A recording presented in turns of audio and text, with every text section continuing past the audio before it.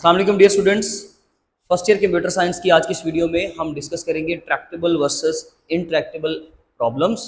क्योंकि जब हम लोगों ने इससे प्रीवियस अपना एक टॉपिक कवर किया था जहां पे हमने पढ़ा था सोल्वेबल वर्सेस अनसोल्वेबल प्रॉब्लम्स, तो उसमें से डेफिनेटली अनसोल्वेबल तो वो है कि जिनका सोल्यूशन जो है वो एग्जिस्ट नहीं करता, ठीक है, जो मैनेजेबल नहीं है हमारे लिए।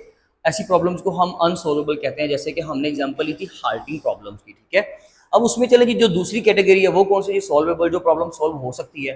अब सोल्वेबल प्रॉब्लम में भी हमें नेक्स्ट उसकी जो कंसिडरेशन है ना वो देखनी होती है कि वो जो प्रॉब्लम है वो कितनी देर में सॉल्व हो सकती है। तो वो उसके टाइम एंड स्पेस कॉम्प्लेक्सिटी की बेस पे ना, टाइम एंड स्पेस की बेस पे हम देखते हैं कि वो प्रॉब्लम जो है वो ट्रैक्टेबल है या इनट्रैक्टेबल है। अगर हम लफ्जी मतलब की बात करें तो ट्रैक्टेबल कहते हैं जो चीज फिजिबल होती है, जो चीज सोल्वेबल है, जो मैनेजेबल है, जिसको आप सोल्व कर सकते हो। जबकि इनट्रैक्टेबल का डेफिनेटली उसके पॉज कर लें, उसका अगेंस्ट देख लें कि वो क्या मीनिंग बनेगा कि इनट्रैक्टेबल यानी कि जो अनसोल्व्ड है।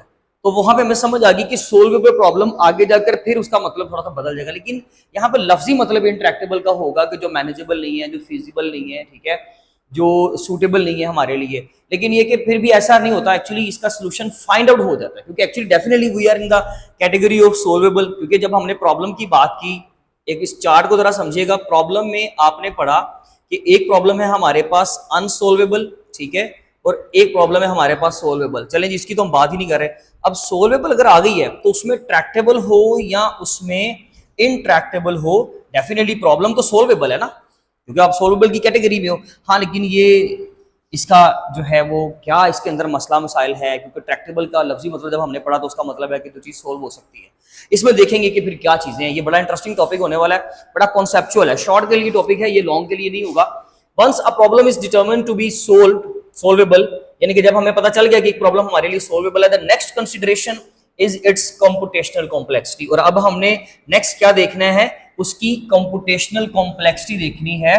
How efficiently it can be solve. क्या मतलब उस चीज का कंप्यूटेशनल कॉम्प्लेक्सिटी का, कि how efficiently it can be solve, इसको आप कितनी आसानी से, कितने अच्छे अंदाज से सोल्व कर सकते हो, कितनी जल्दी से आप लोग इसको सोल्व कर सकते हो। और डेफिनेटली उसके लिए हम लोगों ने पढ़ना होता है एक एल्गोरिथम का टाइम फैक्टर, कि एक्चुअली एक एल्गोरिथम जो है वो कितना टाइम लेता है अपने आप को एग्जीक्यूट करने के लिए।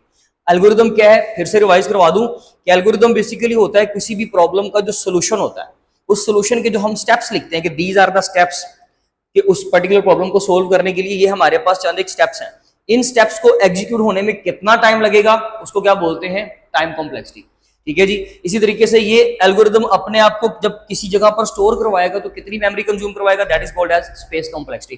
तो इनकी बेसिस पे हम देखते हैं कि इसकी जो कंप्यूटेशनल कॉम्प्लेक्सिटी है वो क्या है, और इसी बेस पर फिर हम पढ़ते हैं ये दो टर्म्स, ट्रैक्टेबल और इनट्रैक्टेबल। ट्रैक्टेबल प्रॉब्लम्स, जिनको आपकी बुक में कहा गया कि एफिशिएंटली सोल्वेबल जो प्रॉब्लम्स होती है ना, दी आर द ट्रैक्टेबल प्रॉब्लम्स, जो सोल्वेबल हैं, जो फिजिबल है हमारे लिए। These problems can be solved in polynomial time. अब यहां पर ये आपकी डेफिनेशन भी है, जिसमें ये वर्ड बड़ा अजीब सा है कि these problems can be solved in polynomial time. क्या मतलब इस चीज का, अक्सर लोगों का बैकग्राउंड मैथ से कम होता है, जिनको मैथ्स में इंटरेस्ट कम होता है, या फिर कई लोगों ने कंप्यूटर क्योंकि नहीं पढ़ा हुआ, तो ये टर्म थोड़ी सी उनके लिए टफ होगी। पॉलिनोमियल टाइम कहते हैं कोई ऐसा टाइम जो रीजनेबल इनपुट लेकर रीजनेबल अमाउंट ऑफ टाइम में एक चीज को सोल्व करवा दे। पॉलिनोमियल टाइम का मतलब होगा कि जब आप relative to the size of input, यानी कि पॉलिनोमियल फंक्शन की अगर हम बात करें तो it means that relative to the size of input, यानी कि जो इनपुट साइज के अकॉर्डिंगली चलेगा। मतलब आप ये कह सकते हो कि अगर एक एल्गोरिदम के अंदर नंबर ऑफ स्टेप्स 5 हैं और वो टाइम एग्जीक्यूट कर रहा है, टाइम ले रहा है अपने आप को एग्जीक्यूट होने के लिए 1 सेकेंड, तो अगर हम इसके अंदर नंबर ऑफ स्टेप्स बढ़ाएंगे तो उसी तरीके से टाइम भी उसी फैक्टर के साथ बढ़ता जाएगा। मैंने 5 स्टेप्स और ऐड किए, इधर से 1 सेकेंड और ऐड कर दीजिए, 5 स्टेप्स और ऐड किए, 1 सेकेंड और ऐड कर दीजिए, तो इसका मतलब हो गया relative to the size of input, कि जिस तरीके से आप इनपुट साइज इंक्रीज करते जाओगे एल्गोरिदम का।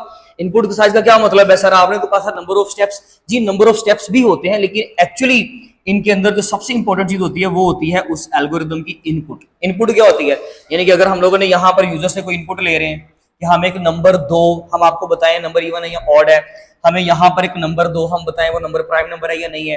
तो इस तरीके से हम यूजर से क्या ले रहे हैं, इनपुट ले रहे हैं। हमें मिनट्स दो हम आपको सेकंड में कन्वर्ट करके दें, ये भी इनपुट ले रहे हैं। तो इस तरीके से मैं आपको जस्ट एग्जांपल दे रहा हूं कि हम मल्टीपल मेथड्स के जरिए से क्या करते हैं, इनपुट लेते हैं। अब जब आप वो इनपुट लोगे तो डेफिनेटली फिर इनपुट्स जितनी ज्यादा होंगी उतना ज्यादा टाइम जो है वो कंज्यूम होता जाएगा। लेकिन ट्रैक्टेबल प्रॉब्लम्स के अंदर इनकी टाइम कॉम्प्लेक्सिटी जो होती है उसको आप इस इक्वेशन या इस एक्सप्रेशन के जरिए से, इक्वेशन तो नहीं बोलेंगे, इस एक्सप्रेशन के जरिए से जो है वो रिप्रेजेंट कर सकते हो। जैसे कि O of n log n, इसको बेसिकली हम बोलते हैं, ये बिग O नोटेशन होता है हमारा। आगे जाके ये टॉपिक आने वाला है जब हमने कॉम्प्लेक्सिटी पढ़नी है, एल्गोरिथमिक एक्टिविटीज जब डिस्कस करेंगे तब हम इस नोटेशन को पढ़ेंगे। ये एसिम्प्टोटिक नोटेशन होती है। असल में हम लोग इसको बोलेंगे जी order of n log n, order of 1, order of n, ये डिफरेंट हमारे पास टाइम कॉम्प्लेक्सिटीज हैं। ये मैंने लिखा order of n, O of n, ठीक है जी। तो ये टाइम कॉम्प्लेक्सिटी बताने के लिए या स्पेस कॉम्प्लेक्सिटी बताने के लिए हम लोग ये वाला एक्सप्रेशन जो है वो इस्तेमाल करते हैं मैथमेटिकली, यानी कि जब हमने रिप्रेजेंट करना होता है। इसका क्या मतलब है, देखिए यहाँ पर इनपुट के साइज के अकॉर्डिंगली टाइम बढ़ रहा है, इसका मतलब ये हुआ कि हम इसको लिखेंगे इसकी टाइम कॉम्प्लेक्सिटी, इस पर्टिकुलर एल्गोरिथम की टाइम कॉम्प्लेक्सिटी कैसे लिखेंगे, ऑर्डर ऑफ n। अक्सर ऐसा होता है कि हम जब नंबर ऑफ स्टेप्स ज्यादा बढ़ाते हैं तो वो एल्गोरिथमिक जो है वो एक्सप्रेशन के साथ, यानी कि एल्गोरिथमिक फंक्शन के साथ अपने टाइम को इंक्रीज करता है। आपने n यहां पर समझना है नंबर ऑफ इनपुट्स या नंबर ऑफ स्टेप्स, दोनों में से कुछ भी आप जस्ट कंसिडर कर लें। आपकी बुक में जो वर्डिंग है आप वही लिखोगे, लेकिन आपके कॉन्सेप्ट के लिए बता रहा हूं कि n बेसिकली यहां पर नंबर ऑफ स्टेप्स भी हो सकता है, n यहां पर नंबर ऑफ इनपुट साइज भी हो सकता है। वो कोई भी एक वक्त में तो एक ही होगा ऑब्वियसली। तो जब आप n की वैल्यू पुट करोगे तो उसके मुताबिक फिर जो आंसर आएगा, लेट्स सपोज मेरे पास n की वैल्यू है जी 7 इनपुट्स थी, तो ऑर्डर ऑफ 7 यानी कि क्या है जी 7 सेकेंड्स, ये जो भी वो टाइम का यूनिट आप यूज कर रहे हो। अगर यहां पर भी 7 पुट करूं तो फिर यहां पर क्या होगा 7 log 7। आप इसको कैलकुलेट कर लो, ये इससे कम मेरे ख्याल से करवा देगा इसको, और ऑब्वियसली करवाएगा, ठीक है जी। तो इस तरीके से क्या होता है कि ये रीजनेबल टाइम के अंदर आपका प्रॉब्लम अगर सोल्व हो रहा है, प्रॉब्लम सोल्व हो रही है, तो ऐसे प्रॉब्लम को आप लोग क्या बोलते हो, ट्रैक्टेबल प्रॉब्लम। क्यों? क्योंकि जो उसका एल्गोरिथम होता है वो रीजनेबल अमाउंट के अंदर एग्जीक्यूट अपने आप को करवा लेता है। That is the thing. ये आपका हासिल कलाम है। एक्चुअली तो हम पढ़ रहे हैं ट्रैक्टेबल प्रॉब्लम्स, ट्रैक्टेबल या इंट्रैक्टेबल। भाई ट्रैक्टेबल प्रॉब्लम ये होगी कि जब आप उसका सोल्यूशन बनाओगे ना, दैट इज सोल्वेबल। जो आप उसका एल्गोरिथम बनाओगे वो सोल्वेबल है, आप उसको अप्रोच कर सकते हो, आप उसको क्रिएट कर सकते हो, आप उसको जब एग्जीक्यूट करवाओगे प्रैक्टिकली वो चलेगा मैनेजेबल टाइम के अंदर, रीजनेबल टाइम के अंदर, relative to the size of the input. लेकिन अगर आप आ जाओ इंट्रैक्टेबल प्रॉब्लम्स पे तो these require proper super polynomial time. Super polynomial time का मतलब ये है कि थोड़ी सी इनपुट बढ़ाने से बहुत ज्यादा टाइम बढ़ जाए। इनपुट साइज में आपने एक नंबर का इजाफा किया, यहां पे मैंने इनपुट साइज में सपोज करें 2 स्टेप ऐड किए और इधर से सेकंड ऐड हो गए, टोटल 5। तो ऐसी प्रॉब्लम को हम लोग बोलते हैं इंट्रैक्टेबल प्रॉब्लम्स, जो कि एक्चुअली सोल्व करना इम्पॉसिबल नहीं है, पॉसिबल है, लेकिन बहुत ज्यादा टाइम ले जाती है। इतना टाइम ले जाती है कि उसके लिए जब हम टाइम कॉम्प्लेक्सिटी लिखते हैं तो टाइम कॉम्प्लेक्सिटी कैसे लिखेंगे, उसके लिए ये मैं इक्वेशन यहां पे लिख रहा हूं, order of 2 raised to power n। ये बेसिकली एक्सपोनेंट को रिप्रेजेंट करता है ना, यानी कि आप n की वैल्यू जब यहां पुट करोगे, n की वैल्यू 2 है, सपोज करें 2 साइज है, 2 raised to power 2 का आंसर कितना आएगा 4। समझते जाइएगा। मैं यहां पे अगर 3 पुट करता हूं तो 8, मैं अगर यहां पे 4 पुट करता हूं तो 16। आप इनके दरम्यान में गैप चेक कर रहे हो कितना है, 4 8 16, ये सेकंड्स नहीं कर रहे हमारे पास, और यहां पर सिर्फ मैं एक स्टेप बढ़ा रहा हूं। मैं यहाँ पे 5 कर देता हूँ 32, मैं यहाँ पे जो है वो उसके अलावा 5 के अलावा 6 कर देता हूँ 64। भाई आप 7 करोगे 128, 8 करोगे 256, तो बहुत ज्यादा गैप आ रहा है। इसका मतलब ये हुआ कि अगर एक्सपोनेंशियल, अगर ये वाला एक्सप्रेशन अगर किसी की टाइम कॉम्प्लेक्सिटी हो, मैं प्रॉपर नोटेशन को भी रीड नहीं करवा पा रहा, मैं चाह रहा हूँ कि मैं जब उसको प्रॉपर उस टॉपिक पे जाएंगे हम तब उसका काम करेंगे। तो ये एक्सप्रेशन बेसिकली टाइम कॉम्प्लेक्सिटी को जस्ट बताने के लिए, रिप्रेजेंट करने के लिए मैथमेटिकली हम लोग ये यूज करते हैं, एसिम्प्टोटिक नोटेशन। ये हम इंशाल्लाह बाद में डिस्कस भी करेंगे। तो ये बेसिकली आपका एल्गोरिथमिक वो आपका था ये एक्सपोनेंशियल जो है बेसिकली फंक्शन, कि इसके जरिए से जब आपका टाइम कॉम्प्लेक्सिटी का फैक्टर जब हम निकालते हैं तो टाइम कॉम्प्लेक्सिटी यानी कि किसी भी चीज़ की बहुत ज़्यादा हद तक जो है वो इंक्रीज कर जाती है। इसमें आपको एग्जांपल दी जाती है ट्रैक्टेबल के अंदर सॉर्टिंग एल्गोरिथम। सॉर्टिंग जैसे कि मर्ज सॉर्ट है, क्विक सॉर्ट है, आगे जाके सॉर्टिंग हमने पढ़नी है। यानी कि हमारे पास नंबरों की लिस्ट है 1 2 3 4 5, या 6 यहाँ पे कर लें, 7 यहाँ कर लें, 1 यहाँ कर लें, मुझे इसको सॉर्ट करना है। तो सॉर्ट करने के डिफरेंट एल्गोरिदम है, कुछ लोग मर्ज सॉर्ट यूज़ करते हैं, कुछ लोग क्विक सॉर्ट यूज़ करते हैं, कुछ लोग बबल सॉर्ट यूज़ करते हैं। तो किसी भी तरीके से आपने इसको सॉर्ट करना है, लेकिन ये सॉल्वेबल है। जितना भी टफ आ जाएगा हम इसको सोल्व कर लेंगे, और मैनेजेबल पार्ट के अंदर, मैनेजेबल टाइम के अंदर, रीजनेबल टाइम के अंदर, बहुत ज़्यादा टाइम टेकिंग नहीं होगा। ये 100 साइज की भी हो जाएगी ना लिस्ट, तब भी हम इसको रीजनेबल टाइम के अंदर सोल्व कर लेंगे, यानी कि इसका एल्गोरिदम रीजनेबल टाइम लेगा अपने आप को एग्जीक्यूट करवाने के लिए। लेकिन अगर हम एग्जांपल ले इंट्रैक्टेबल की, जैसे कि ट्रैवलिंग सेल्समैन प्रॉब्लम, ये एक मैथमेटिकल प्रॉब्लम है जिसको इंट्रैक्टेबल प्रॉब्लम कहते हैं, यानी कि इसका सोल्यूशन निकल तो आता है लेकिन बहुत ज्यादा टाइम टेकिंग हो जाता है। अक्सर औकात कहते हैं कि इम्प्रैक्टिकल हो जाता है उसको सोल्व करना। ये पॉइंट बहुत इंपॉर्टेंट था, ये एमसीक्यू का क्वेश्चन है कि वो इम्प्रैक्टिकल हो जाएगा कैसे। कि देखें जी, ये basically salesman, travelling cell person जो होता है ना, इसके लिए एक एल्गोरिथम होता है। हम इसको इस तरीके से यूज करते हैं कि हमारे पास लेट्स सपोज यहाँ पे 2 सिटीज हैं, ये 2 सिटीज हैं। अब इनमें से इनके जाने का ये बेसिकली पाथ है, एक शहर से दूसरे शहर में जाने का पाथ ये है।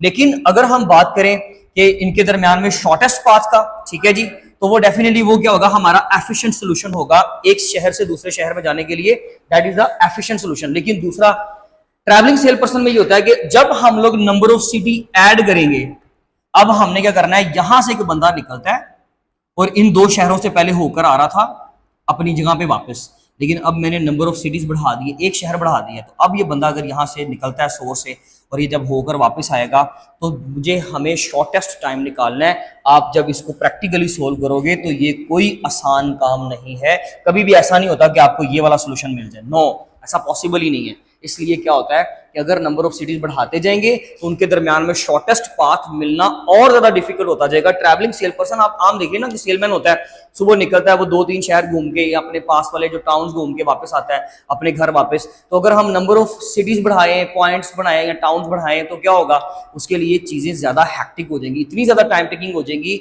उसको सूटेबल सोल्यूशन फाइंड करने में इतना टाइम लगेगा, उसको जो शॉर्टेस्ट पाथ है वो फाइंड करने में बहुत टाइम लगेगा, क्योंकि उसको सारी पॉसिबिलिटीज पहले चेक करनी पड़ेगी, वो कभी इधर से आएगा कभी इधर से आएगा, देन उसको फाइनल आंसर मिलेगा। That is the actually point. इस तरीके से हम लोग इसको लेके चलेंगे, आप स्क्रीनशॉट ले लें। अब इंशाल्लाह हम मिलेंगे अपनी नेक्स्ट वीडियो में। अपना बहुत ख्याल रखें। Thank you so much. Allah.